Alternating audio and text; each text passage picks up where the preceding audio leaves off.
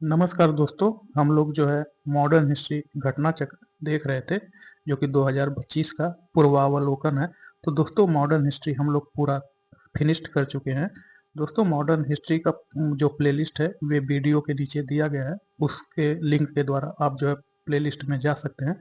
तो दोस्तों modern history का लेक्चर नंबर 1 भी बहुत पहले ही अपलोड हो चुका था, लेकिन किसी कारणवश यूट्यूब ने उसे मतलब यूट्यूब से वो डिलीट हो गया लेक्चर नंबर 1। तो लेक्चर नंबर 1 ही छूटा हुआ था, तो बहुत से कैसे कमेंट आए थे कि इस प्लेलिस्ट में लेक्चर नंबर 1 नहीं है।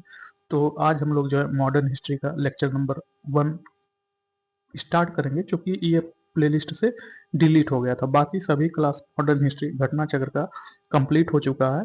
तो आज लेक्चर 1 के बाद दोस्तों कल से हम जो है घटना चक्र का एंशिएंट हिस्ट्री चालू करेंगे। क्योंकि मॉडर्न हिस्ट्री कंप्लीट हुआ है तो कल से एंशिएंट हिस्ट्री, फिर मेडिवल हिस्ट्री कंप्लीट हो जाएगा, फिर साथ में ही जो है इंडियन ज्योग्राफी भी घटना चक्र का चालू करेंगे जो कि 2025 का है। तो ये जो है 2025 का घटना चक्र का जो लेक्चर 1 भारतीय इतिहास है, जो प्लेलिस्ट में डिलीट हो गया था।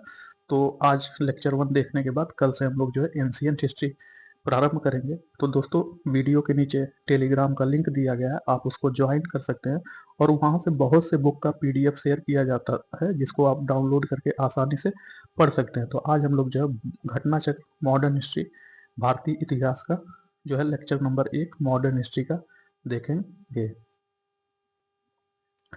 तो लेक्चर 1 में आधुनिक भारतीय इतिहास में यूरोपीय कंपनियों का आगमन, तो इसका हम लोग नोट्स देखेंगे। यूरोपीय कंपनियों का आगमन से नोट्स देखेंगे ये। तो नोट्स में वास्को डिगामा जो था दोस्तों, यह गुजराती पथ प्रदर्शक अहमद इब्न मजीदी की सहायता से भारत के पश्चिमी तट पर स्थित बंदरगाह कलीकट पर 20 मई 1498 को पहुंचा। तो जो वास्को डिगामा था दोस्तों, यह गुजराती एक आदमी था जिसका नाम अहमद इब्न मजीदी था। इसी के सहायता से यही वास्को डिगामा को रास्ता बताया कलीकट आने पर। तो वास्को डिगामा 20 मई 1498 को कलीकट पहुंचा। वास्को डिगामा ने कलीकट पहुंचकर भारत के नए समुद्री मार्ग की खोज की। कलीकट के तत्कालीन शासक जमोरिन, जो जमोरिन था, वह कलीकट के शासकों की पैतृक उपाधि थी। जो कलीकट का तत्कालीन शासक जिसका नाम जमोरिन था, उसने वास्को डिगामा का स्वागत किया। वास्को डिगामा के भारत आगमन से पुर्तगालियों एवं भारत के मध्य व्यापार के क्षेत्र में जो है बढ़ावा हुआ। तो व्यापार के क्षेत्र में एक नए युग का प्रारंभ हुआ। वास्को डिगामा ने काली मिर्च के व्यापार से 60 गुना, जो वास्को डिगामा है यह काली मिर्च के व्यापार से 60 गुना अधिक मुनाफा कमाया, जिससे अन्य पुर्तगाली व्यापारी को भी प्रोत्साहन मिला। तो जैसे ही वास्को डिगामा यहाँ भारत आया और उसने जो है यहाँ से व्यापार प्रारंभ किया, तो उस वह जो है यहाँ से काला मिर्च और मसाला लेकर के गया, तो वहां से जो 60 गुना मुनाफा कमाया। इसी को देख करके वहां के अन्य जो पुर्तगाली व्यापारी थे वे मोटिवेट हुए और जो है वे भी भारत आए। 1505 ईस्वी में फ्रांसिस्को द अल्मीडा भारत में प्रथम पुर्तगाली वायसराय एवं गवर्नर बनकर आया। तो पूछा जाता है कि भारत में प्रथम पुर्तगाली वायसराय कौन था, तो वह जो 1505 में फ्रांसिस्को द अल्मीडा जिसने जो भारत आया था। व्यापारिक हितों के परिप्रेक्ष्य में हिंद महासागर में प्रभुत्व स्थापित करने के लिए अल्मीडा ने ब्लू वाटर पॉलिसी अर्थात नीला जल की नीति का प्रतिपादन किया। तो व्यापारिक हितों के जो व्यापारिक लाभ है, इसको पाने के लिए हिंद महासागर में प्रभुत्व स्थापित करने के लिए अल्मीडा ने ब्लू वाटर पॉलिसी अर्थात नीला जल की नीति का प्रतिपादन किया। अल्मीडा के बाद अल्फांसो द अल्बुकर्क, जो कि 1509 ईस्वी में भारत का गवर्नर बनकर आया। अल्फांसो द अल्बुकर्क ने 1510 ईस्वी में बीजापुर के शासक यूसुफ आदिल शाह से गोवा छीनकर अपने अधिकार में कर लिया। तो जो पूछा जाता है कि गोवा को अपने अधिकार में कौन किया, तो गोवा को 1510 ईस्वी में बीजापुर के शासक यूसुफ आदिल शाह से छीन करके अल्बुकर्क ने अपने अधिकार में कर लिया था। इसे भारत में पुर्तगीज शक्ति का वास्तविक संस्थापक माना जाता है। तो जो अल्बुकर्क है, अल्बुकर्क को भारत में पुर्तगीज शक्ति का वास्तविक संस्थापक माना जाता है।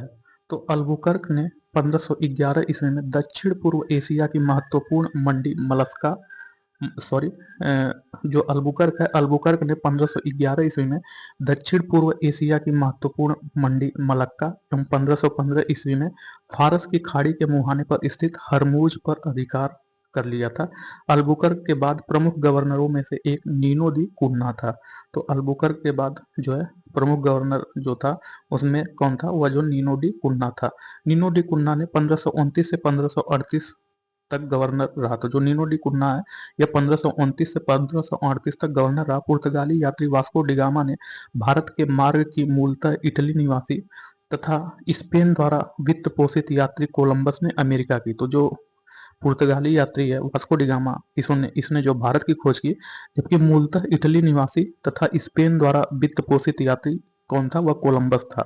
इस जो कोलंबस है यह अमेरिका की खोज की, तथा ब्रिटेन के कैप्टन कुक, जो ब्रिटेन का कैप्टन कुक था, इसने ऑस्ट्रेलिया की खोज की। एवं हालैंड के एबल तस्मान ने, जो एबल तस्मान था यह हालैंड का था, हालैंड के एबल तस्मान ने वान डीमंस लैंड की खोज की। हालैंड के एबल तस्मान ने वान डीमंस लैंड की खोज की, जो कि वान डीमंस लैंड की जो स्थिति है यह वर्तमान तस्मानिया में है। न्यूजीलैंड की खोज की थी।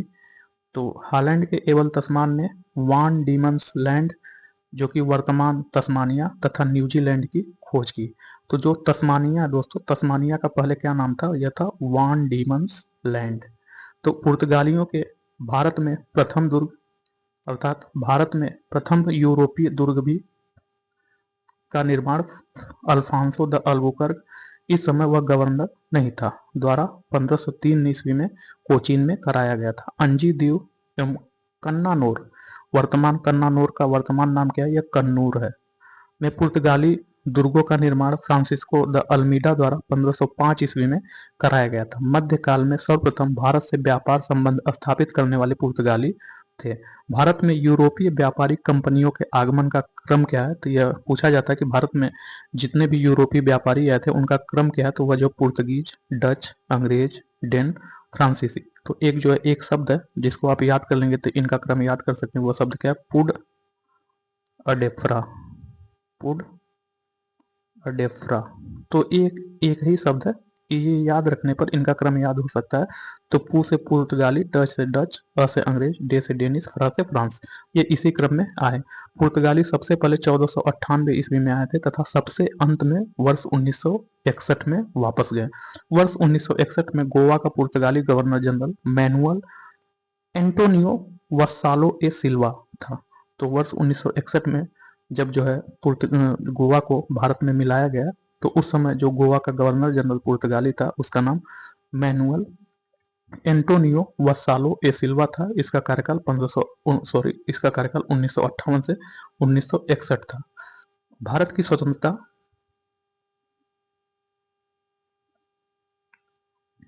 भारत की स्वतंत्रता के दौरान गोवा का गवर्नर जनरल जोसे सिल्वेस्ट्रे फेरे ईसा बोस्सा था। तो पूछा जाता है कि जब भारत को स्वतंत्रता मिला 1947 में, तो उस समय गोवा का गवर्नर जनरल कौन था, तो उस समय गोवा के गवर्नर जनरल का नाम जोसे सिल्वेस्ट्रे फेरे ईसा बोस्सा था। तो यूरोपीय शक्तियों में सर्वप्रथम पुर्तगाली व्यापारियों ने भारत में सामुद्रिक व्यापारिक केंद्र की स्थापना की।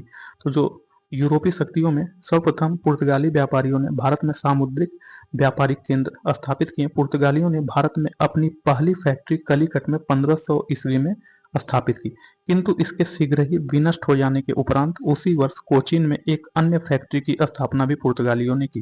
पुर्तगालियों द्वारा भारत में स्थापित प्रथम दुर्ग कोचीन में, जो कि 1503 में स्थापित किया गया, तथा कन्नूर में 1505 में स्थापित दूसरे दुर्ग का स्थापना किया गया। 1534 ईस्वी में पुर्तगालियों ने बंगाल के शासक गियासुद्दीन महमूद शाह से चटगांव में अपनी फैक्ट्रियां स्थापित करने की अनुमति प्राप्त कर ली। पुर्तगालियों द्वारा हुगली को बंगाल की खाड़ी में समुद्री लूटपाट के लिए अड्डे के रूप में इस्तेमाल किया जाता था। तो जो पुर्तगाली थे यह हुगली को जो है समुद्री लूटपाट के लिए अड्डे के रूप में इस्तेमाल करते थे। 1632 ईस्वी में मुगल बादशाह शाहजहां ने हुगली में पुर्तगाली बस्तियों को पूरी तरह नष्ट कर दिया। तो जो 1632 में मुगल बादशाह शाहजहां था वह जो है हुगली में पुर्तगाली बस्तियों को पूरी तरह से नष्ट कर दिया और 1000 से अधिक पुर्तगाली निवासियों को बंदी बना लिया। कासिम बाजार की फैक्ट्री के प्रमुख जॉब चारनाक ने अंग्रेजों के व्यापार केंद्र के लिए हुगली के स्थान पर सूता नूती अथवा सुतनौती जो कि कलकत्ता का स्थल है, इसको चुना गया। कोच्चि, कोचीन 1814 ईस्वी में ब्रिटिश उपनिवेश के तहत शामिल हुआ। अंग्रेजी ईस्ट इंडिया कंपनी का सूत्रपात 1599 ईस्वी में हुआ, जब लंदन के कुछ साहसिक व्यापारियों ने एक समूह का गठन कर 30,133 पाउंड की वचनबद्ध अभिदत्त पूंजी के साथ ईस्ट इंडीज व्यापार के लिए अभिप्रेत समुद्री अभियान हेतु आवेदन प्रस्ताव ब्रिटिश क्राउन के समक्ष प्रस्तुत किया। हालांकि इन साहसिक व्यापारियों के मूल प्रस्ताव को प्रीवी काउंसिल की स्वीकृति नहीं मिल सकी, तथापि अगले वर्ष वे पुनः एकत्र हुए और इस बार उन्होंने ब्रिटिश क्राउन की पूर्व सहमति से ईस्ट इंडीज अभियान हेतु जहाज या अन्य सामान खरीदने प्रारंभ किए तथा अपनी पूंजी को भी बढ़ाकर 68,373 पाउंड कर लिया। 31 दिसंबर 1600 को ब्रिटिश महारानी एलिजाबेथ ने इन्हें the governor and the company of merchants of London trading into the East Indies, प्रथम गवर्नर जिसके थॉमस स्मिथ थे, के नाम के तहत रॉयल चार्टर ऑफ इनकॉर्पोरेशन प्रदान किया। इस प्रकार ईस्ट इंडिया कंपनी का आधिकारिक रूप से गठन हुआ। इस दौरान भारत का बादशाह अकबर था। तो जब ईस्ट इंडिया कंपनी का गठन हुआ तो पूछा जाता है कि उस समय भारत का बादशाह कौन था, तो उस समय भारत का बादशाह अकबर था, जिसका कार्यकाल 1556 से 1605 ईस्वी तक था। लीवेंट कंपनी को 1592 ईस्वी में स्थल मार्ग से भारत में व्यापार करने का अधिकार प्राप्त हुआ। जहांगीर के शासन काल में इंग्लिश ईस्ट इंडिया कंपनी ने सर्वप्रथम 1611 ईस्वी में मुसलीपट्टनम अथवा मछलीपट्टनम में एक अस्थायी कारखाना स्थापित किया। तो पूछा जाता है कि ईस्ट इंडिया कंपनी अस्थायी कारखाना कब स्थापित किया, तो ईस्ट इंडिया कंपनी ने जहांगीर के शासन काल में जो है मुसलीपट्टनम में मसूलीपट्टनम अथवा मछलीपट्टनम में एक अस्थायी कारखाना स्थापित किया। 1613 में सूरत में कारखाना स्थापित किया। तो फिर जब जहांगीर ने अनुमति दिया तो 1613 में सूरत में इसने स्थापित कारखाना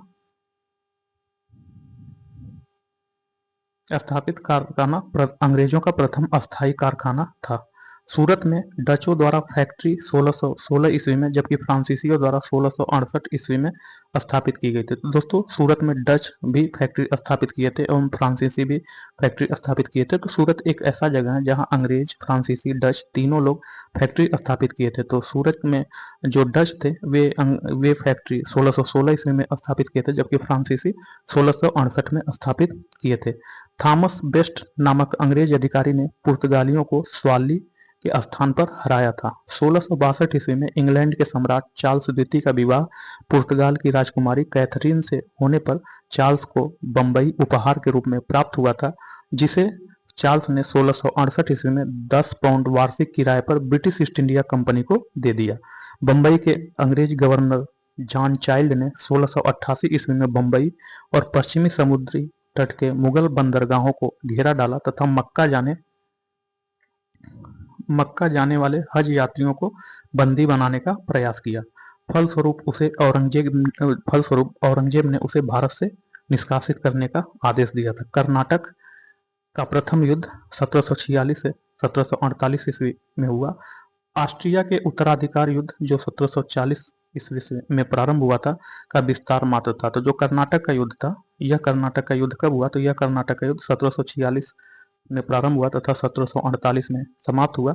यह कर्नाटक युद्ध ऑस्ट्रिया के उत्तराधिकार युद्ध के लिए लड़ा गया, जो कि 1740 में ऑस्ट्रिया का जो युद्ध था यह प्रारंभ हुआ। तो गृह सरकारों की आज्ञा के विरुद्ध ही दोनों दलों अंग्रेज और फ्रांसीसी में 1746 में युद्ध प्रारंभ हो गया। अंग्रेज कैप्टन बर्नेट के नेतृत्व में अंग्रेजी सेना द्वारा कुछ फ्रांसीसी जहाजों पर अधिकार कर लेना युद्ध का तात्कालिक कारण बना। तो जो कर्नाटक का युद्ध है इसका तात्कालिक कारण क्या बना, तो यह जो है अंग्रेजी सेना द्वारा कुछ फ्रांसीसी जहाजों पर अधिकार कर लेना इसका तात्कालिक कारण बना। प्रथम कर्नाटक युद्ध के समय ही कर्नाटक के नवाब अनवरुद्दीन ने महफूज खां के नेतृत्व में 10,000 की भारतीय सेना को फ्रांसीसियों पर आक्रमण करने के लिए भेजा। कैप्टन पैराडाइज के नेतृत्व में, तो जो कैप्टन पैराडाइज के नेतृत्व में फ्रांसीसी सेना ने अडयार नदी पर स्थित सेंट थोमे नामक स्थान पर नवाब की सेना को पराजित किया। यूरोप में युद्ध बंद होते ही कर्नाटक का प्रथम युद्ध समाप्त हो गया। तो एक्स ला सापेल की संधि, एक्सला सापेल की संधि से ऑस्ट्रिया के उत्तराधिकार का युद्ध समाप्त हो गया तथा मद्रास अंग्रेजों को पुनः प्राप्त हो गया। डुप्ले ने पहली बार वे हथकंडे प्रयोग जो डुप्ले ने पहली बार वे हथकंडे प्रयोग किए जो भारत को जीतने के लिए अंग्रेजों के मार्गदर्शक बने। यह डुप्ले ही था जिसने पहली बार यूरोपीय सेना को भारतीय राज दरबारों में भारतीय व्यय पर नियुक्त करवाया तथा जिसने पहली बार यूरोपीय हितों के लिए भारतीय राजनीति में हस्तक्षेप किया तथा भारत में यूरोपीय साम्राज्य की नींव रखी। लुई 14वें के मंत्री कॉलबर्ट द्वारा 1664 ईस्वी में फ्रेंच ईस्ट इंडिया कंपनी की स्थापना हुई जिसे फ्रांसीसी में कंपनी फ्रैंकाइज पोरले कॉमर्स देश इंदेश ओरिएंटलेस कहा गया। फ्रांसीसी कंपनी का निर्माण राज्य द्वारा हुआ और राज्य ही इसका सारा खर्च देखती थी। तो जो फ्रांसीसी कंपनी है यह सरकारी कंपनी है, इसका जो निर्माण है यह राज्य द्वारा हुआ तथा इस फ्रांसीसी कंपनी का जो सारा खर्चा वह राज्य ही देखता था। 1667 ईस्वी में फ्रैंकोइस कैरो के नेतृत्व में एक अभियान दल भारत के लिए रवाना हुआ जिसने 1668 ईस्वी में सूरत में अपने पहले व्यापारिक कारखाने की स्थापना की। मैरकारा गोलकुंडा के सुल्तान से एक अधिकार पत्र प्राप्त कर 1669 ईस्वी में मुसलीपट्टनम में दूसरी फ्रांसीसी कोठी स्थापित की गई। डचों ने अपनी प्रथम फैक्ट्री की स्थापना मुसलीपट्टनम में की थी। डचों की बंगाल में पहली कंपनी पीपली में 1627 ईस्वी में स्थापित हुई थी। इसके कुछ ही दिनों बाद डच पीपली से बालासोर चले आए, परंतु बंगाल में डचों का व्यापार सही ढंग से 1653 ईस्वी में शुरू हुआ जब उन्होंने चिंसुरा में अपनी कंपनी स्थापित की।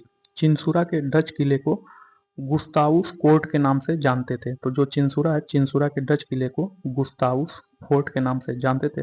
यूरोप वासियों को सर्वोत्तम सोरा और अफीम बिहार से प्राप्त होता था। तो यूरोप वासियों का सर्वोत्तम सोरा एवं अफीम कहाँ से प्राप्त होता था भारत में? तो वह जो बिहार से प्राप्त होता था। अंग्रेजी शासन काल में बिहार अफीम उत्पादन हेतु प्रसिद्ध था।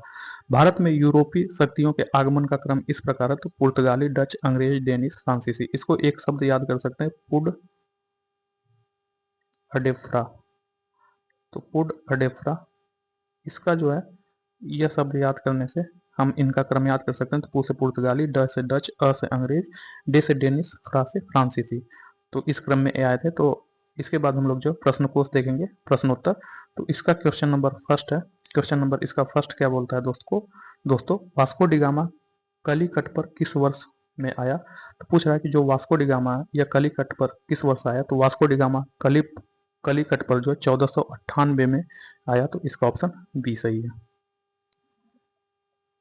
तो मध्यकाल में सर्वप्रथम भारत से संबंध स्थापित करने वाले पुर्तगीज थे। प्रथम पुर्तगीज वास्को डिगामा भारत के पश्चिमी तट पर स्थित बंदरगाह कलिकट पर 20 मई 1498 को पहुंचा। उसने यहां पहुंचकर भारत के नए समुद्री मार्ग की खोज की। कलिकट के तत्कालीन शासक जमोरिन ने वास्को डिगामा का स्वागत किया। पुर्तगाली व्यापारियों ने भारत में कलिकट, गोवा, दमन, दीव एवं हुगली के बंदरगाहों में अपनी व्यापारिक कोठियां स्थापित की। 1505 ईस्वी में फ्रांसिस्को द अल्मीडा भारत के प्रथम पुर्तगाली वायसराय एवं गवर्नर बनकर भारत आया। तो नेक्स्ट क्वेश्चन, निम्न में कौन नीला जल योजना अर्थात ब्लू वाटर नीति से संबंधित है? पूछा है कि निम्न में कौन नीला जल योजना अर्थात ब्लू वाटर नीति से संबंधित है? तो वह जो द अल्मीडा था। तो इसका ऑप्शन ये सही है। तो जो ब्लू वाटर पॉलिसी है, ब्लू वाटर पॉलिसी, इसके बारे में हम जानेंगे कि ब्लू वाटर पॉलिसी है क्या, अर्थात नीला जल नीति। तो दोस्तों जो ब्लू वाटर पॉलिसी है, जैसे ये भारत है, भारत में हिंद महासागर में जो भी व्यापार करता था अंग्रेज लोग उनको एक लाइसेंस देते थे। लाइसेंस किस लिए देते थे? कि अगर आप व्यापार करेंगे तो इस महासागर में कोई आपके सामान का लूटपाट नहीं करेगा और खुद ही उस सामान को लूटते भी थे। तो जो अन्य देश के व्यापारी थे या अन्य व्यापारी थे, इसी के डर से जो है जो पुर्तगाली थे, पुर्तगालियों को जो है एक पैसा देते थे जिसे टैक्स के रूप में देख सकते हैं। तो वह टैक्स देते थे। इसी से जो है पुर्तगालियों के लूटपाट से जो पुर्तगाली ही खुद की इनको छूट देते थे कि इनके जहाज का लूटपाट नहीं किया जाएगा। तो इनका एक हिंद महासागर में अधिकार था। तो इसी को ही ब्लू वाटर पॉलिसी अर्थात नीला जल नीति कहते हैं। तो इसको सर्वप्रथम द अल्मीडा ने लाया था। तो इसका ऑप्शन ए सही है। मध्यकाल में सर्वप्रथम भारत से व्यापार संबंध स्थापित करने वाले कौन थे? तो मध्यकाल में सर्वप्रथम भारत से व्यापार संबंध स्थापित करने वाले पुर्तगाली थे। इसका ऑप्शन डी सही है।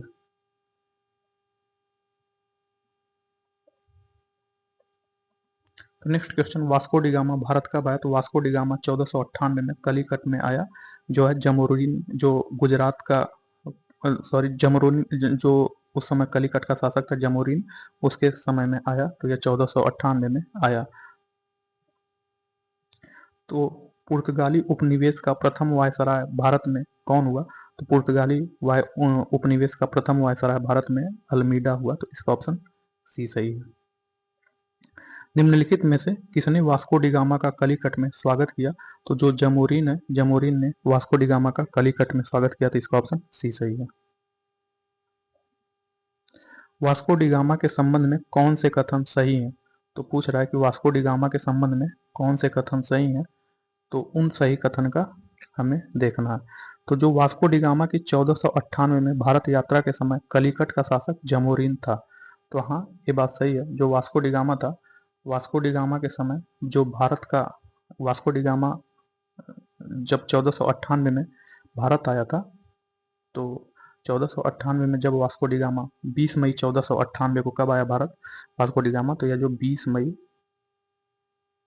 1498 को वास्को डी गामा भारत आया था, तो उस समय कलिकट का शासक कौन था? वह जमोरिन था, तो कथन एक सही है।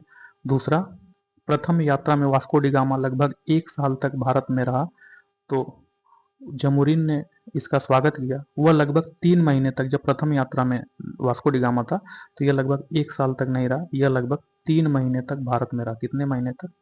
3 महीने तक भारत में रहा। तो कथन एक सही है, कथन दो गलत है। यह 1 साल भारत में नहीं रहा, यह 3 महीने तक भारत में रहा। वास्को डी गामा ने पुनः 1501 में भारत की यात्रा की, तो यह भी गलत है। वास्को डी गामा ने पुनः भारत की यात्रा 1501 में नहीं की। वास्को डी गामा ने पुनः भारत की यात्रा जो 1502 में की, 1502 ईस्वी में पुनः भारत आया, तो कथन 3 भी सही है। तो इसका केवल कथन एक सही होगा, तो इसका ऑप्शन डी सही है। तो 20 मई 1498 को वास्को डी गामा कलिकट पहुंचा। उस समय कलिकट का शासक जमोरिन था, उसने वास्को डी गामा का स्वागत किया। वह लगभग 3 महीने तक भारत रहा। तो वास्को डी गामा जब पहली बार भारत आया, तो वह कितने महीने तक भारत में रहा? तो वह 3 महीने तक भारत में रहा और भारतीय वस्तुओं से लदे हुए जहाजों के साथ पुर्तगाल वापस लौटा। वास्को डी गामा पुनः जो है दूसरी बार 1502 ईस्वी में भारत आया। तो क्वेश्चन नंबर 8, सूची 1 को सूची 2 से सुमेलित करना है। तो सूची 1 में समुद्री यात्री तथा सूची 2 में देश। तो वास्को डी गामा कहाँ का था? तो वास्को डी गामा पुर्तगाल का था। तथा क्रिस्टोफस कोलंबस यह कहाँ का था? तो यह जो स्पेन का था, क्रिस्टोफस कोलंबस। तो जो क्रिस्टोफस कोलंबस था, यह जो है वास्को डी गामा जो था, यह यात्री था, पुर्तगाली यात्री वास्को डी गामा। इसने भारत के मार्ग की खोज की तथा मूलतः इटली निवासी तथा स्पेन द्वारा वित्त पोषित। तो जो कोलंबस था, इसको पैसा स्पेन ने दिया था, लेकिन इसका अगर निवास स्थान देखा जाए कोलंबस का, तो इसका निवास स्थान क्या था? वह इटली था। जबकि इसको भारत आने के लिए जो पैसा था, यह जो स्पेन ने दिया था। तथा जो कैप्टन कुक था, कैप्टन कुक ब्रिटेन का था। कैप्टन कुक ने ऑस्ट्रेलिया की खोज की। तथा जो तस्मान था, तस्मान ने वान डीमेंस लैंड अर्थात तस्मानिया तथा न्यूजीलैंड की खोज की। तो जो तस्मान ने हॉलैंड की खोज की, तो इसका ऑप्शन बी सही है, 2 वे 4 3। तो पुर्तगाली यात्री वास्को डी गामा ने भारत के मार्ग की खोज की। तो जो पुर्तगाली यात्री वास्को डी गामा है, इसने भारत के मार्ग की तथा मूलतः इटली निवासी तथा स्पेन द्वारा वित्त पोषित कोलंबस ने अमेरिका की खोज की। तो जो कोलंबस है, या दोस्तों इसका निवास इटली था, बट इसको पैसा जो है खोज करने के लिए स्पेन ने दिया था। तथा ब्रिटेन के कैप्टन कुक ने ऑस्ट्रेलिया की खोज की। तो जो कैप्टन कुक था, यह ब्रिटेन का था, तथा कैप्टन कुक ने किसकी खोज की? ऑस्ट्रेलिया की खोज की। तथा हॉलैंड के एबल तस्मान ने, तो हॉलैंड का जो एबल तस्मान था, इसने वान डीमंस लैंड, जिसको वर्तमान में तस्मानिया बोला जाता है, एवं न्यूजीलैंड की खोज की। तो नेक्स्ट क्वेश्चन, निम्न का सही मिलान करना। तो इसमें जो है हमें सही मिलान करना है। तो Francis Alfonso de Albuquerque, Nuno da Cunha, Pedro Alvares Cabral तथा फ्रांसिस्को दी अल्मीडा। तो इसमें हमें देखना है कौन सा कथन सही है। तो जो फ्रांसिस्को द अल्मीडा है, फ्रांसिस्को सॉरी जो अल्फांसो डी अल्बुकर्क है, अल्फांसो डी अल्बुकर्क ने 1510 में गोवा पर आधिपत्य किया। तो जो अल्फांसो डी अल्बुकर्क है, इसने 1510 में गोवा पर आधिपत्य किया। तो ए का 4 होगा। तो ए का 4 होगा। नूनो डा कुन्हा, जो नूनो डा कुन्हा है, यह जो है पुर्तगाली हेडक्वार्टर का कोचीन से गोवा बदला जाना। तो जो नूनो डी कुन्हा है, यह पुर्तगाली जो हेडक्वार्टर है, यह पहले कोचीन था, इसको जो है गोवा में स्थानांतरित किया। वह जो कौन था? तो वह जो नूनो डा कुन्हा ने किया। तो बी का एक होगा। तथा पेड्रो अल्वारेज काब्राल, जो पेड्रो अल्वारेज काब्राल था, इसने सितंबर 1500 में इसका भारत आगमन आया हुआ। तो फ्रांस जो पेड्रो अल्वारेज काब्राल है, इसका जो सितंबर 1500 में भारत आगमन हुआ। तथा फ्रांसिस्को ड अल्मीडा, जो फ्रांसिस्को डी अल्मीडा है, फ्रांसिस्को डी अल्मीडा जो है ब्लू वाटर पॉलिसी अर्थात नीला जल नीति फ्रांसिस्को ड अल्मीडा लाया था। तो डी का 3 होगा एवं सी का 2 होगा। तो 4 1 2 3 देखते हैं 4 1 2 3 किसमें? तो 4 1 2 3 इसका ऑप्शन बी सही है। तो अल्फांसो डी अल्बुकर्क ने 1510 ईस्वी में गोवा पर आक्रमण किया और उस पर अपना अधिकार कर लिया, जबकि नूनो डा कुन्हा ने 1530 ईस्वी में पुर्तगाली हेडक्वार्टर्स को कोचीन से गोवा स्थानांतरित किया। सितंबर 1500 में पेड्रो अल्वारेज काब्राल का भारत में आगमन हुआ। 1505 ईस्वी में फ्रांसिस्को डी अल्मेडा को भारत का पहला पुर्तगाली गवर्नर एवं वायसराय बनाया गया। उसकी नीतियों को ब्लू वाटर पॉलिसी कहा जाता था, क्योंकि उसका मुख्य उद्देश्य हिंद महासागर क्षेत्र में अपना प्रभुत्व स्थापित करना था। नेक्स्ट क्वेश्चन नंबर 10, सूची 1 को सूची 2 से सुमेलित कीजिए। तो सूची 1 में खोजकर्ता तथा सूची 2 में जन्म स्थान। तो जो क्रिस्टोफर कोलंबस है, क्रिस्टोफर कोलंबस का जन्म स्थान कहाँ है? इटली है। जबकि इसको यात्रा में खोज करने के लिए पैसा कौन दिया था? तो वह जो है स्पेन ने दिया था। तो जो यह स्पेन द्वारा वित्त पोषित था, लेकिन इसका जन्म स्थान कहाँ था? इटली था। जैक्स कार्टियर, जो जैक्स कार्टियर है, जैक्स कार्टियर का जन्म स्थान फ्रांस है। तो बी का 4 होगा। तथा क्रिस्टोफर कोलंबस का जन्म स्थान इटली है। तो ए का 3 होगा। तथा सर फ्रांसिस ड्रेक, जो सर फ्रांसिस ड्रेक है, इसका जन्म स्थान यूनाइटेड किंगडम है। तो सी का 2 होगा। फर्डिनेंड मैगलन, जो फर्डिनेंड मैगलन है, इसका जन्म स्थान कहाँ है? पुर्तगाल में है। तो डी का 1 होगा। तो 3 4 2 1। तो देखते हैं 3 4 2 1 किसमें? तो इसका ऑप्शन ए सही होगा। 3 4 2 1। निम्नलिखित में कौन भारत आने वाला यात्री पुर्तगाली देश का नहीं है? तो पूछ रहा है कि निम्नलिखित में कौन भारत आने वाला यात्री पुर्तगाली देश का नहीं। तो जो पीटर मुंडी है, यह अंग्रेज यात्री है, न कि पुर्तगाल का है।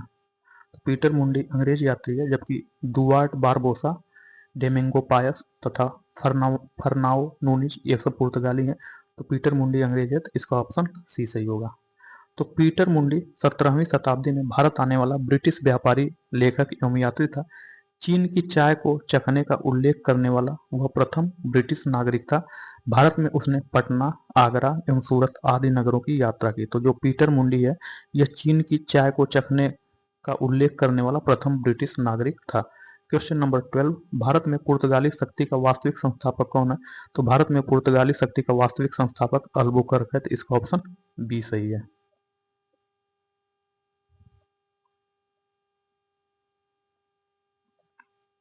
तो भारत में पुर्तगाली शक्ति का वास्तविक संस्थापक अल्बुकर्क है। अल्बुकर्क का कार्यकाल 1509 से 1515 है। अल्बुकर्क ने भारत में एक प्रादेशिक शक्ति के रूप में पुर्तगाली राज्य की स्थापना की। नवंबर 1510 में बीजापुर के आदिल शाही सुल्तान से गोवा को जीतना अल्बुकर्क की पहली महत्वपूर्ण उपलब्धि थी। गोवा की विजय ने दक्षिण पश्चिमी समुद्र तट पर पुर्तगाली नौसैनिक प्रभुत्व पर मुहर लगा दी और इसके साथ ही भारत में क्षेत्रीय पुर्तगाली राज्य की स्थापना हुई। अल्बुकर्क ने भारत में पुर्तगालियों की संख्या में वृद्धि करने एवं उनकी अस्थायी बस्तियां बसाने के उद्देश्य से पुर्तगालियों को भारतीय महिलाओं के साथ विवाह करने के लिए प्रोत्साहित किया। तो जो अल्बुकर्क था, यह सोचता था कि भाई हमें पुर्तगाल में बसने के लिए जो है पुर्तगालियों को इसने मोटिवेट किया कि आप भारतीय जो स्त्रियां हैं उनसे विवाह करिए। तो पूछा जाता है भारतीय स्त्रियों से विवाह करने के लिए पुर्तगालियों को कौन मोटिवेट करता था? तो वह जो अल्बुकर्क था। क्वेश्चन नंबर 13, भारत में यूरोपीय शक्तियों के प्रवेश के संदर्भ में निम्न में कौन सा कथन सही नहीं है? तो क्वेश्चन नंबर 13 में पूछ रहा है कि भारत में यूरोपीय शक्तियों के प्रवेश के संदर्भ में निम्न में कौन सा कथन सही नहीं है? तो पुर्तगालियों ने 1499 में गोवा पर कब्जा किया था, तो यह गलत है। पुर्तगालियों ने 1499 में गोवा पर कब्जा नहीं किया था, तो यही कथन ये गलत है। तो पुर्तगालियों ने 1510 में तो पुर्तगालियों ने 1510 में अल्बुकर्क के नेतृत्व में, जो पुर्तगाली थे, यह गोवा पर 1510 में अल्बुकर्क के नेतृत्व में, उस समय जो बीजापुर के आदिल शाही सुल्तान था, उससे गोवा जीता था, यह अल्बुकर्क के नेतृत्व में। तो यह कब जीता था?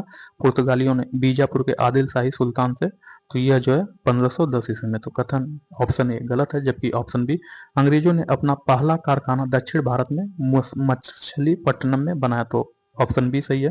पूर्वी भारत में अंग्रेजी कंपनी ने 1633 में उड़ीसा में पहला कारखाना लगाया, तो ऑप्शन सी भी सही है। डुप्ले के नेतृत्व में फ्रांसीसियों ने 1746 में मद्रास पर कब्जा किया, तो ऑप्शन डी भी सही है। इसमें पूछ रहा है कौन सा कथन सही नहीं है, तो ऑप्शन ए यही सही नहीं है। तो पुर्तगालियों ने 1510 ईस्वी में गोवा पर कब्जा किया, और यह किससे जीता? तो यह जो बीजापुर के आदिल शाही सुल्तान से गोवा को जीता, तो इसका ऑप्शन ए सही ए है, यही सही नहीं है। तो इसका आंसर ऑप्शन ए होगा। क्वेश्चन नंबर 14, पुर्तगालियों ने भारत में निम्नलिखित में से किस स्थान पर प्रथम दुर्ग का निर्माण किया था? तो पूछ रहा है कि जो पुर्तगाली हैं, इन्होंने भारत में निम्नलिखित में से किस स्थान पर प्रथम दुर्ग का निर्माण किया? तो पुर्तगालियों ने भारत में प्रथम दुर्ग का निर्माण अल्फांसो द अल्बुकर्क द्वारा 1503 में कोचीन में किया था। तो यह जो है 1503 में पुर्तगालियों ने किसके नेतृत्व में? तो अल्फांसो द अल्बुकर्क के नेतृत्व में कोचीन में किया था। तो इसका ऑप्शन सी सही है। तो पुर्तगालियों के भारत में प्रथम दुर्ग, अर्थात भारत में प्रथम यूरोपीय दुर्ग भी इसे कहा जाता है, इसका निर्माण अल्फांसो द अल्बुकर्क द्वारा 1503 ईस्वी में कोचीन में कराया गया था। क्वेश्चन नंबर 15, किन यूरोपियों ने भारत में प्रथमतः समुद्री व्यापारिक केंद्र स्थापित किए? तो यह जो था पुर्तगाली था। पुर्तगाली ने भारत में प्रथमतः समुद्री व्यापारिक केंद्र स्थापित किए, इसका ऑप्शन सी सही है। तो यूरोपीय शक्तियों में सर्वप्रथम पुर्तगाली व्यापारियों ने भारत में सामुद्रिक व्यापारिक केंद्र स्थापित किए। भारत में प्रथम पुर्तगाली वायसराय फ्रांसिस्को द अल्मीडा ने 1509 ईस्वी में दीव पर अधिकार कर लिया। दीव पर अधिकार के साथ ही पुर्तगाली हिंद महासागर में सबसे अधिक शक्तिशाली हो गए। पुर्तगालियों ने हिंद महासागर से होने वाले व्यापार पर एकाधिपत्य स्थापित कर लिया तथा यहाँ से गुजरने वाले अन्य जहाजों पर कर की वसूली की थी। तो बंगाल की निम्नलिखित फैक्ट्रियों में से एक जो पुर्तगालियों द्वारा स्थापित की गई थी, तो जो हुगली थी, हुगली को पुर्तगालियों ने स्थापना की थी। तो हुगली जो पुर्तगालियों द्वारा स्थापित हुई थी, इसका ऑप्शन सी सही है। तो पुर्तगाली गवर्नर नीनो डी कुन्ना, जिसका कार्यकाल नीनो डी कुन्ना का 1529 से 1538 तक था, तो नीनो डी कुन्ना ने मद्रास के निकट सेनथोमी और बंगाल में हुगली में पुर्तगाली बस्तियां स्थापित कर भारत के पूर्वी समुद्री तट की ओर पुर्तगाली वाणिज्य का विस्तार किया। 1534 ईस्वी में पुर्तगालियों ने बंगाल के शासक गियासुद्दीन महमूद शाह से सतगांव और चटगांव में अपनी फैक्ट्रियां स्थापित करने की अनुमति प्राप्त कर ली। इसके बाद संपूर्ण बंगाल में अनेक पुर्तगाली बस्तियों की स्थापना की गई। चटगांव, जिसे पुर्तगाली महान बंदरगाह के रूप में अभिहित करते थे, उनके द्वारा प्रयुक्त किया जाता रहा, किंतु 16वीं सदी में सतगांव का पतन हो गया और उनका स्थान हुगली ने ले लिया। चिंसुरा में डचों ने गुस्ताउस किले का निर्माण कराया था। श्रीरामपुर डेनिस का प्रमुख केंद्र था। तो पांडिचेरी, वर्तमान पांडिचेरी के संदर्भ में निम्न कथनों पर विचार कीजिए। तो कथन एक क्या है? पांडिचेरी पर कब्जा करने वाली पहली यूरोपीय शक्ति पुर्तगाली थी। तो पूछ रहा है कि क्या पांडिचेरी पर कब्जा करने वाली पहली यूरोपीय शक्ति पुर्तगाली थी? तो हाँ, पांडिचेरी में सर्वप्रथम पुर्तगालियों ने अपना उपनिवेश स्थापित किया था। तो कथन एक सही है। कथन दो, पांडिचेरी पर कब्जा करने वाली दूसरी यूरोपीय शक्ति फ्रांसीसी थे। तो कथन दो गलत है। पांडिचेरी पर जो कब्जा करने वाली दूसरी यूरोपीय शक्ति फ्रांसीसी नहीं थे। पांडिचेरी में इसके बाद जो दूसरी कंपनी थी, वे डेन्स और डचों ने अपनी व्यापारिक कोठियां स्थापित की। तो यह जो फ्रांसीसी नहीं थे, पांडिचेरी पर कब्जा करने वाली दूसरी यूरोपीय शक्तियां कौन थी? डच थी। तो कथन दो गलत है। अंग्रेजों ने कभी पांडिचेरी पर कब्जा नहीं किया, तो ये गलत है। नहीं, अंग्रेजों ने पांडिचेरी पर कब्जा किया था। तो 1814 ईस्वी में पेरिस की संधि के तहत फ्रांस को अंग्रेजों ने इसे सौंप दिया। तो अंग्रेजों ने एक बार कब्जा किया था, तो इसका कथन केवल एक सही है। तो इसका ऑप्शन ए सही है। तो पांडिचेरी में सर्वप्रथम पुर्तगालियों ने अपना उपनिवेश स्थापित किया था। पांडिचेरी में इसके बाद डेन्स और डचों ने अपनी व्यापारिक कोठियां स्थापित की थी, जिसके बाद 1673 ईस्वी में फ्रांसीसियों ने यहाँ अपनी बस्ती स्थापित की थी। तो अंग्रेजों ने भी पांडिचेरी पर 1793 में कब्जा कर लिया और फिर 1814 में हुई पेरिस की संधि के तहत इसे फ्रांस को सौंप दिया। क्वेश्चन नंबर 18, हुगली को बंगाल की खाड़ी में समुद्री लूटपाट के लिए किसने अड्डा बनाया? तो यह जो पुर्तगालियों ने बनाया, तो इसका ऑप्शन ए सही है। तो पुर्तगालियों द्वारा हुगली को बंगाल की खाड़ी में समुद्री लूटपाट के लिए अड्डे के रूप में इस्तेमाल किया जाता था। क्वेश्चन नंबर 19, बंगाल की खाड़ी में समुद्री डकैती हेतु हुगली का उपयोग कौन करता था? तो वे पुर्तगाली करते थे। इसका ऑप्शन सी सही है। निम्नलिखित में से कौन कलकत्ता का संस्थापक था? तो कलकत्ता का संस्थापक जॉब चारनाक था। तो इसका ऑप्शन बी सही है। तो कासिम बाजार की फैक्ट्री के प्रमुख जॉब चारनाक ने, जो कासिम बाजार की फैक्ट्री का प्रमुख था उसका नाम जॉब चारनाक था। इसने अंग्रेजों के व्यापार केंद्र के लिए हुगली के स्थान पर सूतानूती अथवा सुतनौती को चुना। उसे ही कलकत्ता का संस्थापक माना जाता था। जो जॉब चारनाक है, इसे कलकत्ता का संस्थापक माना जाता है। हालांकि मई 2003 में दिए गए अपने निर्णय में कलकत्ता उच्च न्यायालय की एक खंडपीठ ने जॉब चारनाक को कलकत्ता का संस्थापक न मानते हुए कहा कि कलकत्ता जॉब चारनाक के आगमन से पूर्व अस्तित्व में था तथा इस आधार पर कलकत्ता की स्थापना 24 अगस्त 1690 जो है दिवस नहीं माना जा सकता है।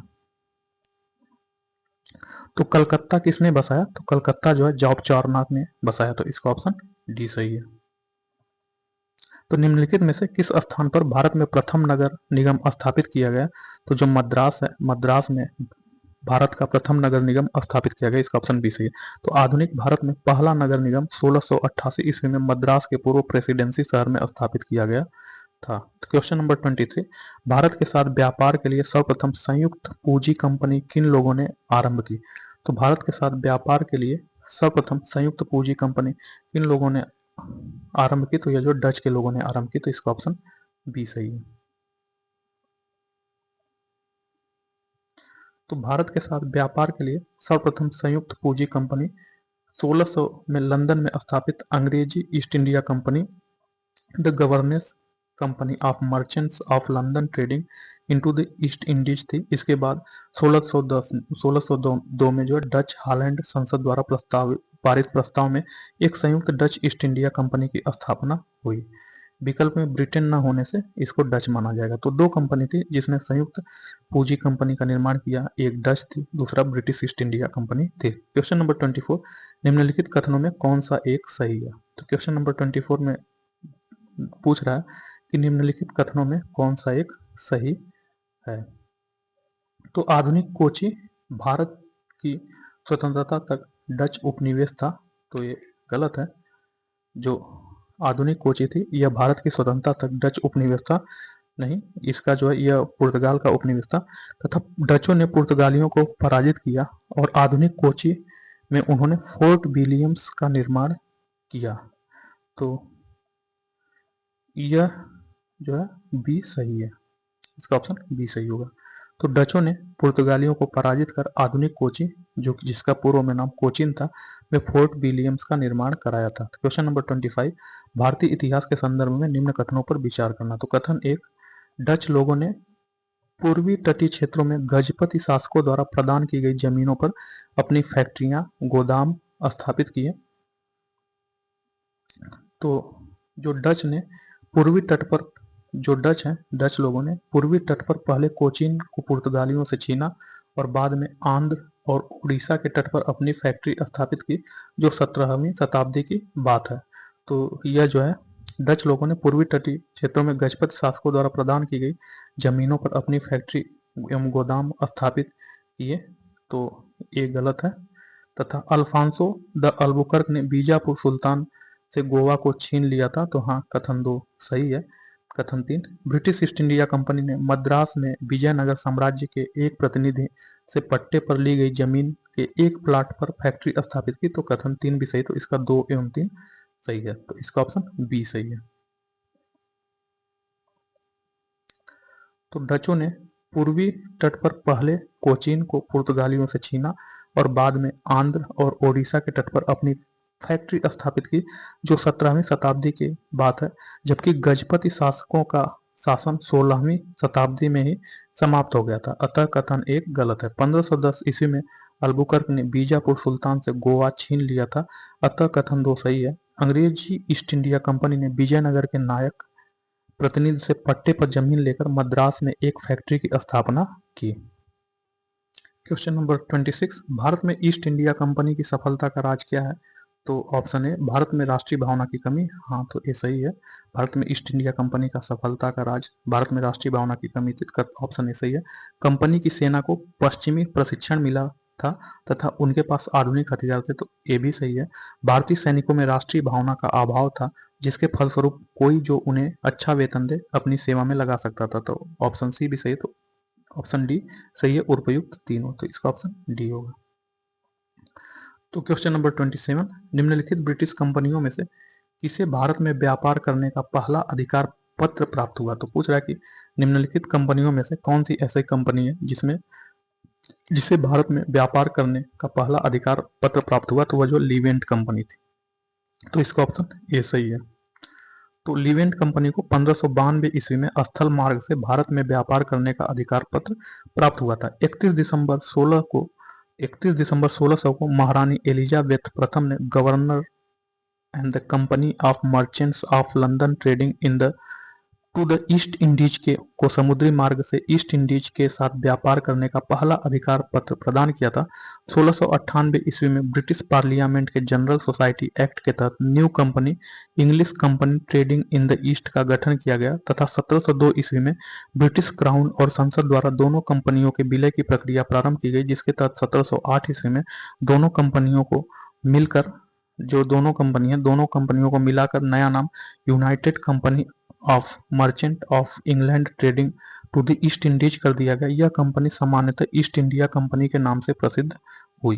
क्वेश्चन नंबर 28, लंदन में ब्रिटिश ईस्ट इंडिया कंपनी के गठन के समय भारत का निम्नलिखित में से कौन सा बादशाह था? तो जब लंदन में ब्रिटिश ईस्ट इंडिया कंपनी का गठन हुआ था, तो उस समय भारत का जो बादशाह कौन था? तो भारत का बादशाह उस समय अकबर था, तो इसका ऑप्शन ए सही है। तो ब्रिटेन के कुछ व्यापारियों ने पूर्व के देशों के साथ व्यापार करने का आशय से 1600 ईस्वी में एक कंपनी का गठन किया। इसका नाम the governor and the company of the merchants of London trading into the East Indies रखा गया। इस दौरान भारत का बादशाह अकबर था। अकबर का कार्यकाल 1556 से 1605 तक था। तो क्वेश्चन नंबर 29, किस मुगल सम्राट के काल में इंग्लिश ईस्ट इंडिया कंपनी ने भारत में सर्वप्रथम कारखाना स्थापित किया? तो पूछ रहा है कि कौन सा ऐसा गवर्नर है जिसके कार्यकाल में इंग्लिश ईस्ट इंडिया कंपनी ने भारत में सर्वप्रथम कारखाना स्थापित किया? तो वह जो है जहांगीर के शासनकाल में, तो इसका ऑप्शन बी सही है। तो जहांगीर के शासनकाल में इंग्लिश ईस्ट इंडिया कंपनी ने सर्वप्रथम 1611 ईस्वी में मसूलीपट्टनम अथवा मछलीपट्टनम में एक अस्थायी कारखाना स्थापित किया। 1613 ईस्वी में सूरत में स्थापित कारखाना अंग्रेजों का प्रथम अस्थायी कारखाना था। क्वेश्चन नंबर 30, भारत में 1613 ईस्वी में अंग्रेजों ने अपनी पहली फैक्ट्री कहाँ स्थापित की थी? तो भारत में 1613 ईस्वी में अंग्रेजों ने अपनी पहली फैक्ट्री जो सूरत में स्थापित की थी, तो इसका ऑप्शन डी सही है। तो कैप्टन हॉकिंस द्वारा सूरत में मुगल दरबार अप्रैल 1609 में पहुंचा, किंतु सूरत में फैक्ट्री की स्थापना की अनुमति पाने में सफल नहीं हो सका। 1611 ईस्वी में पुर्तगालियों के विरोध के बावजूद कैप्टन मिडल्टन सूरत के समीप स्वाली पहुंचा और मुगल गवर्नर से वहां व्यापार करने की अनुमति पाने में सफल हुआ।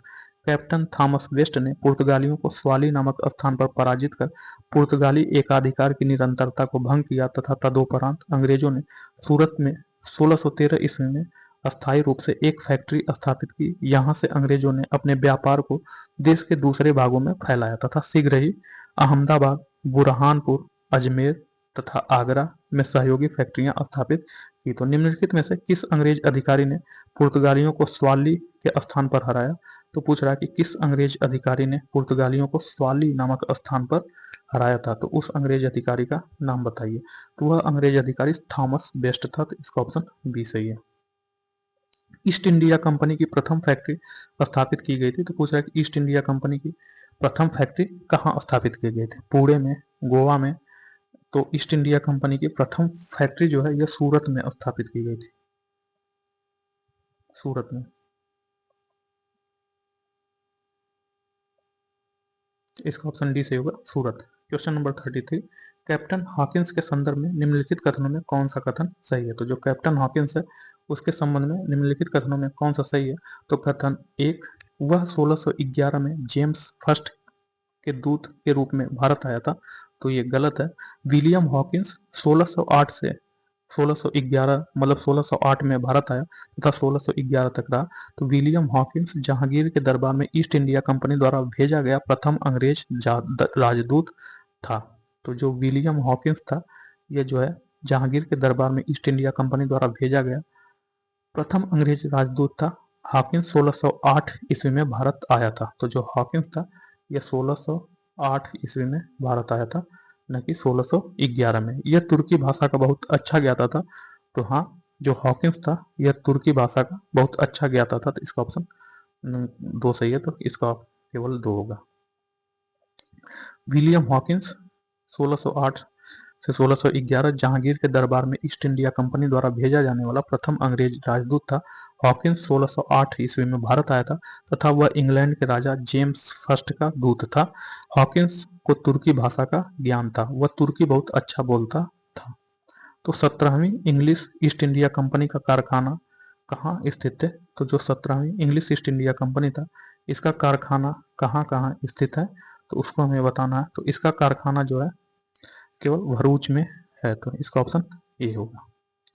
तो 17वीं शताब्दी के पहले चतुर्थांश तक ईस्ट इंडिया कंपनी ने सूरत, भरूच, बुरहानपुर, अहमदाबाद और आगरा में अपने कारखाने स्थापित कर लिए थे। क्वेश्चन नंबर 35, निम्नलिखित यूरोपीय व्यापारिक कंपनियों में से किसने सूरत में सर्वप्रथम अपना कारखाना स्थापित किया? तो पूछा है कि निम्नलिखित यूरोपीय व्यापारिक कंपनियों में से किसने सूरत में सर्वप्रथम अपना कारखाना स्थापित किया? तो वजह अंग्रेजों ने। तो अंग्रेजों ने यूरोपीय व्यापारिक कंपनियों में से सर्वप्रथम सूरत में अपना कारखाना स्थापित किया। तो इसका ऑप्शन बी सही है।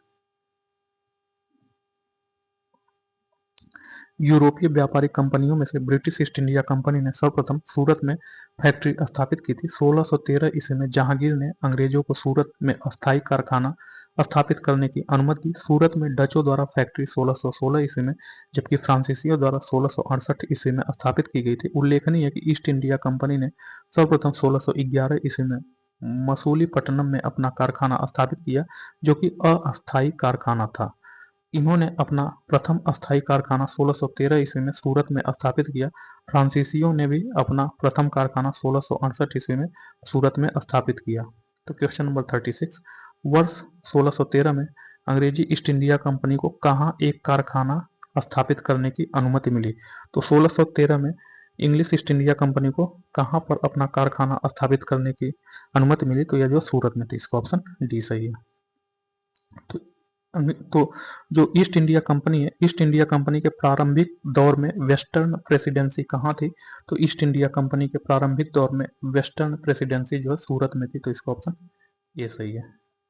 तो ईस्ट इंडिया कंपनी ने आरंभ में सूरत को अपनी वेस्टर्न प्रेसिडेंसी बनाया था, बाद में यह बॉम्बे स्थानांतरित कर दी गई। तो question number 38, British east India company ने बम्बई किससे लिया था? तो जो ब्रिटिश ईस्ट इंडिया कंपनी है यह बम्बई किससे लिया था? तो यह जो पुर्तगालियों से लिया था। तो इसका ऑप्शन डी सही है।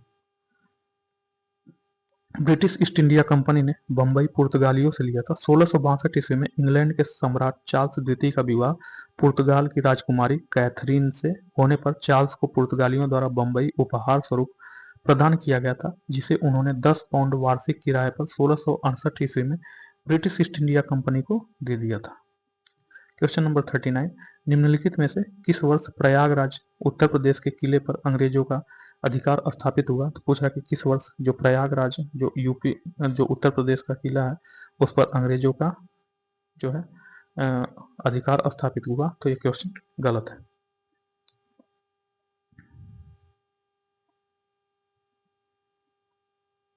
तो अवध के नवाब, जो अवध का नवाब है, अवध के नवाब सादत अली खां सेकंड, जिसका कार्यकाल 1798 से 1814 था, इसने 1798 ईस्वी में प्रयागराज इलाहाबाद का किला अंग्रेजों को सौंप दिया था। तो ईस्ट इंडिया कंपनी के किस अंग्रेज गवर्नर को औरंगजेब द्वारा भारत से निष्कासित किया गया था? तो ईस्ट इंडिया कंपनी का ऐसा कौन सा अंग्रेज गवर्नर है जिसको औरंगजेब ने भारत से निकाल दिया था? तो यह जो था यह सर जॉन चाइल्ड था। तो इसका ऑप्शन बी सही है। तो बंबई के अंग्रेज गवर्नर सर जॉन चाइल्ड ने 1688 ईस्वी में बंबई और पश्चिमी समुद्र तट के मुगल बंदरगाहों का घेरा डाला तथा मक्का जाने वाले हज यात्रियों को बंदी बनाने का प्रयास किया। फलस्वरूप उसे औरंगजेब ने भारत से निष्कासित करने का आदेश दिया था। मुगल शासक औरंगजेब के सामने उसे विवश होना पड़ा और अंततः उसे माफी मांगनी पड़ी। निम्नलिखित में से प्रथम कर्नाटक युद्ध का कौन सा तात्कालिक कारण था?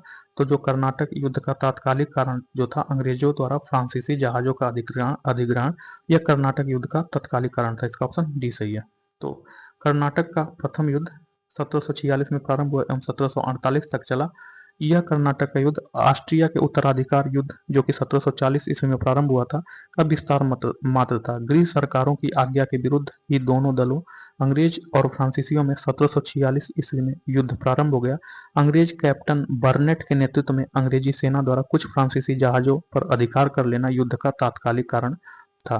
तो कर्नाटक युद्ध किन किन के मध्य लड़ा गया? तो जो कर्नाटक युद्ध है यह अंग्रेज और फ्रांसीसी के मध्य लड़ा गया। तो इसका ऑप्शन ए सही है।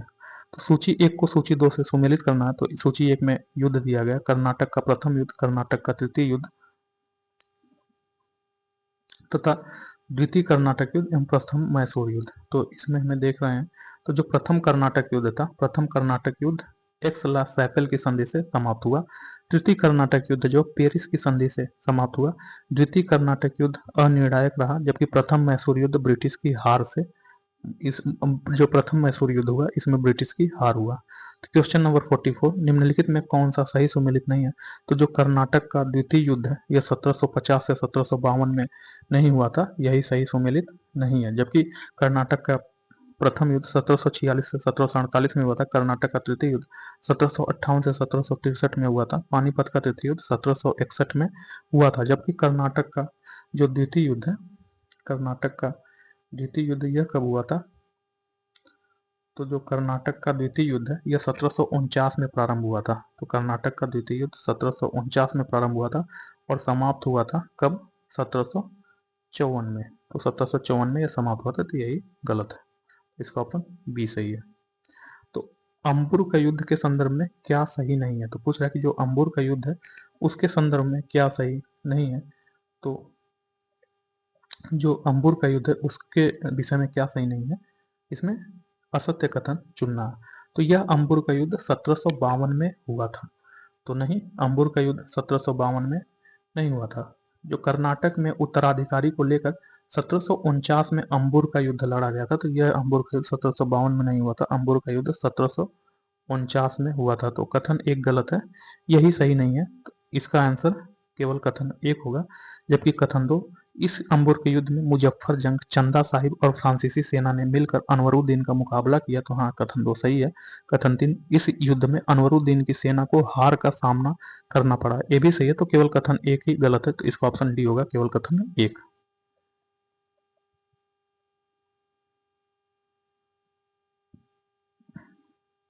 तो कर्नाटक में उत्तराधिकारी को लेकर 1749 में अंबुर का युद्ध लड़ा गया, जिसमें एक तरफ कर्नाटक का नवाब अनवरुद्दीन तथा दूसरी तरफ डुप्ले के नियंत्रण वाली फ्रांसीसी सेना, चंदा साहब और मुजफ्फर जंग की संयुक्त सेना थी। इस युद्ध में अनवरुद्दीन की पराजय हुई और वह मारा गया। क्वेश्चन नंबर 46 निम्नलिखित में कौन सा प्रथम यूरोपियन शक्ति था जिसने भू क्षेत्र अर्जित करने के उद्देश्य से भारतीय राजाओं के झगड़ों में भाग लेने की नीति आरंभ की? तो यह जो है डुप्ले था। तो इसका ऑप्शन बी सही है।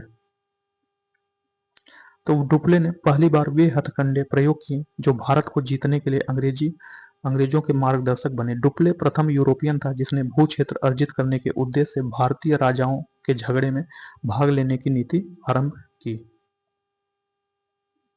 तो भारत में फ्रांसीसियों ने अपना सबसे पहला कारखाना निम्न स्थानों में से कहाँ लगाया? तो भारत में फ्रांसीसियों ने अपना सबसे पहला कारखाना सूरत में लगाया। तो इसका ऑप्शन ए सही है।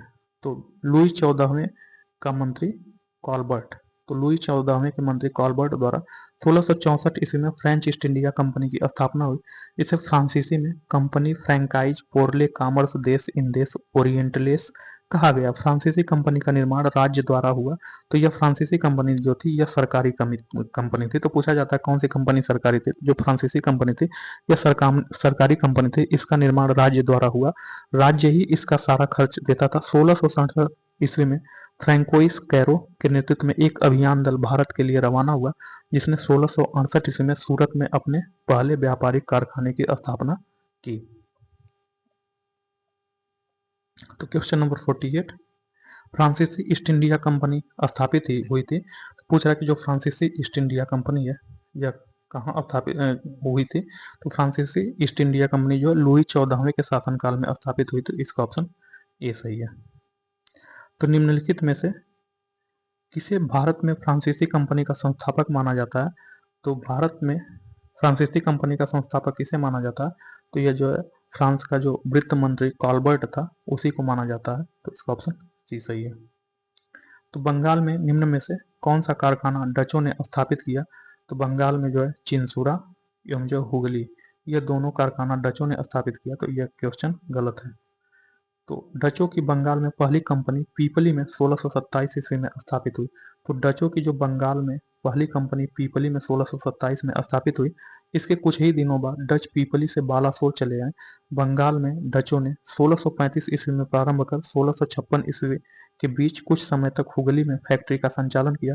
1656 ईस्वी के बाद हुगली के ही एक गांव चिंसुरा में 1653 ईस्वी में स्थापित फैक्ट्री डचों के व्यापार का मुख्य केंद्र बनी। स्पष्ट है कि दिए गए विकल्पों में से डचों का कारखाना चिंसुरा हुगली के एक ग्राम के साथ साथ हुगली मुख्यालय में भी था। 17वीं शताब्दी के समाप्त होने तक डच कंपनियां कासिम बाजार, पटना, ढाका, मालदा, बालासोर, बारंगोर, जुगदिया, फतवा आदि स्थानों पर स्थापित हो चुकी थी। Question number 51, Dutch east India company ने किस वर्ष अपनी फैक्ट्री पटना में स्थापित की। तो पूछ रहा है कि जो डच ईस्ट इंडिया कंपनी है यह किस वर्ष अपनी फैक्ट्री पटना में स्थापित की। तो यह जो 1632 में अपनी कंपनी पटना में स्थापित की। तो इसका ऑप्शन बी सही है।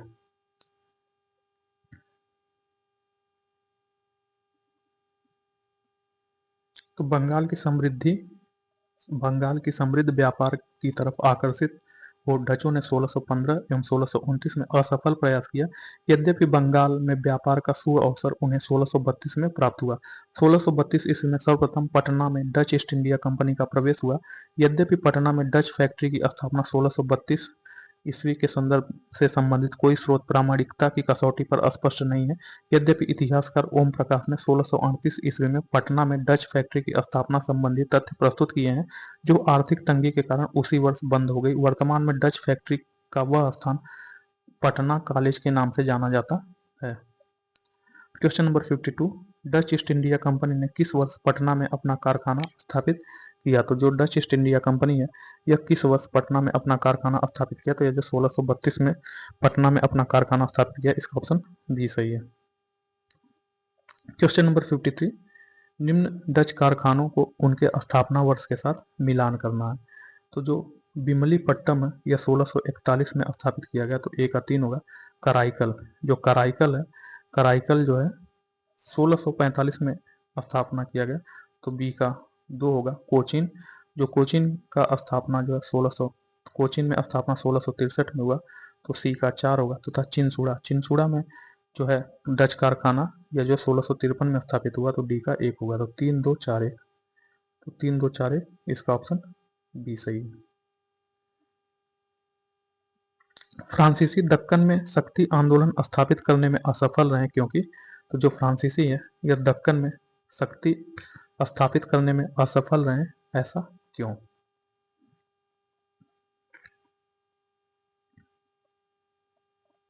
तो ऐसा क्यों, भारत में अंग्रेजों की फौज शक्तिशाली नहीं थी। तो इसका ऑप्शन बी सही है। तो निम्न यूरोपीय शक्तियों ने भारतीय व्यापार में समय समय पर प्रवेश किया। तो कौन सी यूरोपीय शक्ति जो भारतीय व्यापार में समय समय पर प्रवेश किए उनका क्रम बताना है। तो उनका क्रम हम लोग जानते हैं। एक ट्रिक था पुड अडेफ्रा। तो पहले पुर्तगाली थे, तो 4 पहले होगा। फिर जो डच थे तो फिर उसके बाद 2 होगा, फिर अंग्रेज थे, फिर इसके बाद 1 होगा, फिर फ्रांसीसी थे, फिर डेनिश थे, तो डेनिश इसमें है नहीं, तो फिर फ्रांसीसी थे। तो 4 2 1 3, इसमें देखते हैं 4 2 1 3 तक कौन है, तो 4 2 1 3, इसका ऑप्शन बी सही है। तो सूची 1 को सूची 2 से सम्मिलित कीजिए। तो सूची 1 में जो है स्थान दिया गया है तथा सूची 2 में कौन से व्यक्ति वहां अपना कारखाना स्थापित किए उसके बारे में बताना है। तो जो पौंडीचेरी था, पौंडीचेरी फ्रेंच लोग थे, तो यह फ्रेंच से संबंधित है, तो 1 का 2 होगा। गोवा, गोवा जो पुर्तगीज से संबंधित है, तो बी का 3 होगा। ट्रैंकेबार, जो ट्रांकेबार है यह डेनिश या डच से है, तो सी का 4 होगा। सद्रास, जो सद्रास है, सद्रास डच से संबंधित है, तो डी का 1 होगा। तो 2 3 4 1, तो 2 3 4 1, इसका ऑप्शन ये सही है।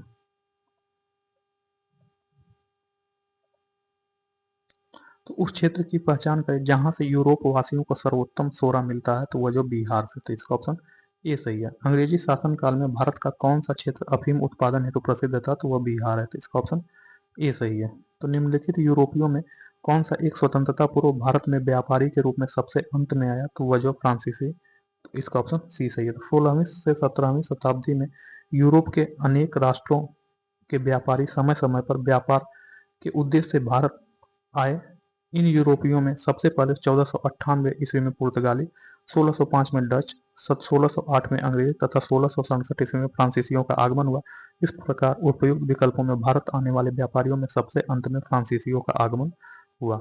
निम्नलिखित में किन स्थानों पर डचों ने अपनी व्यापारिक अड्डे स्थापित किए, तो उपयुक्त सभी में, तो नागापट्टनम, चिंसूरा, मछलीपट्टनम, सूरत, भरूच, आगरा तथा कोचीन, अहमदाबाद, पटना उपयुक्त सभी में था। तो भारत में डचों द्वारा स्थापित प्रमुख व्यापारिक केंद्र नागपट्टनम, चिंसूरा, मछलीपट्टनम, सूरत, भरूच, आगरा, कोचीन, अहमदाबाद तथा पटना। क्वेश्चन नंबर 61, निम्न कथनों पर विचार करिए। तो निम्नलिखित कथनों पर विचार करना है। तो मृदा के स्वरूप तथा उपज के गुणों के आधार पर भूमि राजस्व का मूल्यांकन, कथन 1 है।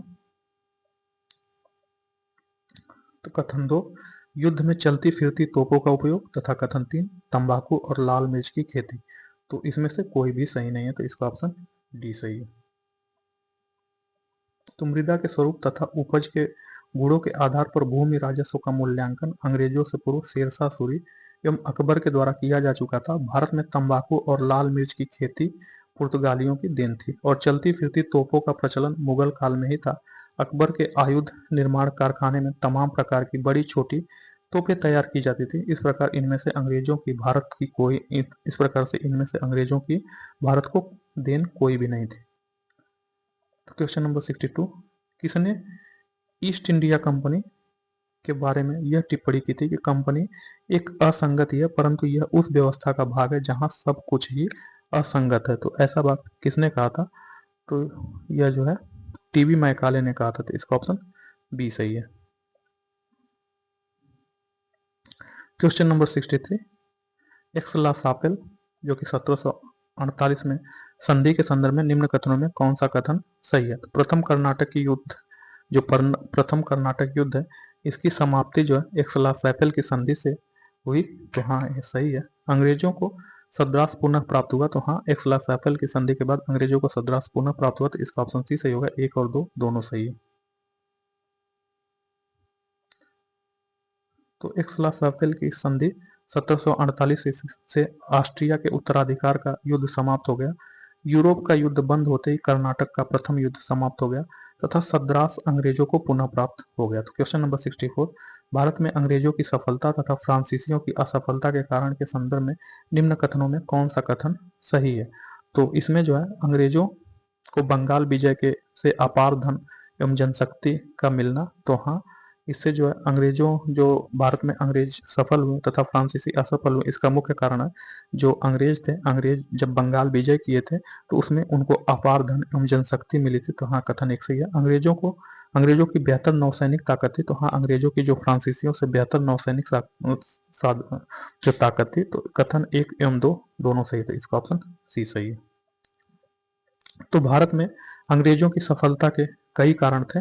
इनमें से अंग्रेजों की बेहतर नौसैनिक शक्ति, बंगाल पर नियंत्रण से अपार जनधन की प्राप्ति, कंपनी की विभिन्न इकाइयों में समन्वय, योग, नेतृत्व आदि थे। तो दोस्तों आज क्वेश्चन लेक्चर नंबर 1 समाप्त हुआ। आगे लेक्चर नंबर 2 जो कि ऑलरेडी वीडियो में पढ़ा हुआ है दोस्तों, इसके बाद हम लोग जो है एंशिएंट हिस्ट्री पढ़ेंगे, फिर मेडिवल हिस्ट्री पढ़ेंगे। Okay, thank you, bye.